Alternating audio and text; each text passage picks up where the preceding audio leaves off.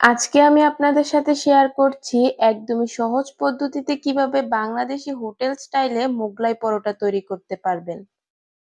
প্রথমে আমি একটা মিক্সিং বোলে নিয়ে নিচ্ছি 1 কাপ ময়দা। ময়দার পরিবর্তে আপনারা আটাও নিতে পারেন। তবে ময়দা দিয়ে তৈরি করলে মোগলাই পরোটাগুলো অনেক বেশি ফুলকো ও ক্রিস্পি হয়। এরপর এখানে দিয়ে দিচ্ছি সামান্য পরিমাণ লবণ।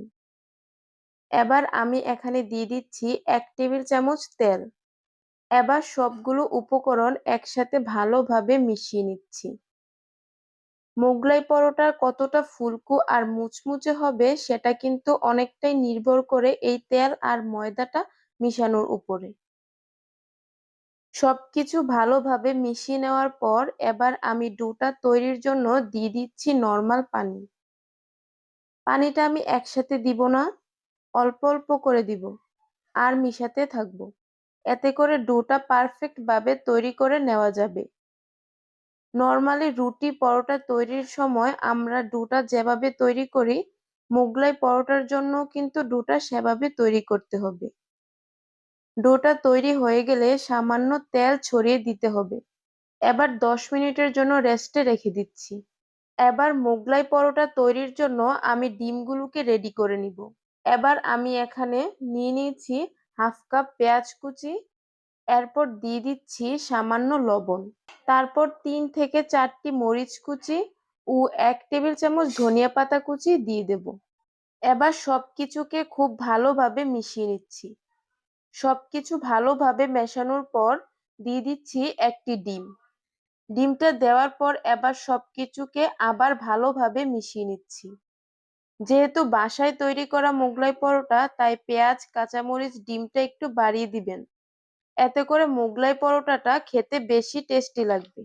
ডিমের মিশ্রণটা তৈরি হয়ে গেলে এগুলোকে আমি একটা সাইডে রেখে দিচ্ছি। এবার আমি রেস্টে রাখা ডোটা দিয়ে একটা বড় রুটি বানিয়ে নিব। রুটিটা বানানোর জন্য এখানে আমি সামান্য ময়দা ছিটিয়ে ডোটাকে রুটির শেপ করে একটা বেলুনের সাহায্যে বেলে নিচ্ছি। রুটিটা বেশি মোটাও করা যাবে না, আবার খুব পাতলাও করা যাবে না। রুটিটা আমার বেলা হয়ে গেছে। এবার এই রুটিটার মাঝখানে আমি দিয়ে দিচ্ছি ডিমের মিশ্রণটা। মিশ্রণটা দেওয়ার পর রুটিটাতে ভালোভাবে ছড়িয়ে দিচ্ছি। যেহেতু মোগলাই পরোটাটা হবে চারকোনা, তাই এগুলোকে আমি চারকোনা ভাবে ছড়িয়ে দিচ্ছি। তারপর এখন আমি মোগলাই পরোটার ভাঁজটা করে নিচ্ছি। পরোটার ভাঁজটা আমার করা হয়ে গেছে।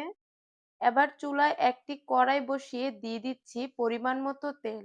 তেলটা আমি হালকা গরম করে নিয়েছি। এবার মোগলাই পরোটাটা তেলে দিয়ে দিচ্ছি।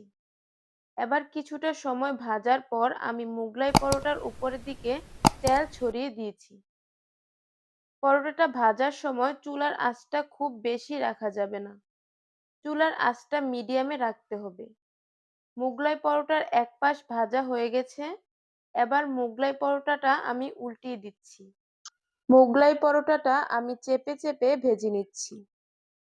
পরোটার এই পাশটাও আমি মিডিয়াম আঁচে ভেজে নিচ্ছি।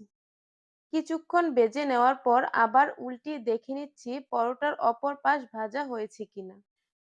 মোগলাই পরোটাটা ভাজা হয়ে গেছে। একটা মোগলাই পরোটা ভাজতে আমার সময় লেগেছে 5 থেকে 6 মিনিটের মতো। দুই পাশ থেকে বাদামি কালার হয়ে আসলে আমি মোগলাই পরোটাটা তুলে নিচ্ছি। এবার আমি মোগলাই পরোটাটাকে কেটে নিচ্ছি। আমি খুব ছোট করছি না, বড় বড় করে কেটে নিয়েছি। আপনারা আপনাদের পছন্দ মতো সাইজে কেটে নিতে পারেন। দেখতেই পাচ্ছেন একদম হোটেলের মতো করে বাসায় মোগলাই তৈরি করা কতটা সহজ। আশা করি আমার আজকের রেসিপি ভালো লেগেছে। ভালো লাগলে আমার চ্যানেলটি সাবস্ক্রাইব করবেন আর বেল বাটনটি অন করে রাখবেন আমার পরবর্তী ভিডিওর নোটিফিকেশন সবার আগে পাওয়ার জন্য। আজ এখানেই বিদায় নিচ্ছি। আল্লাহ হাফেজ।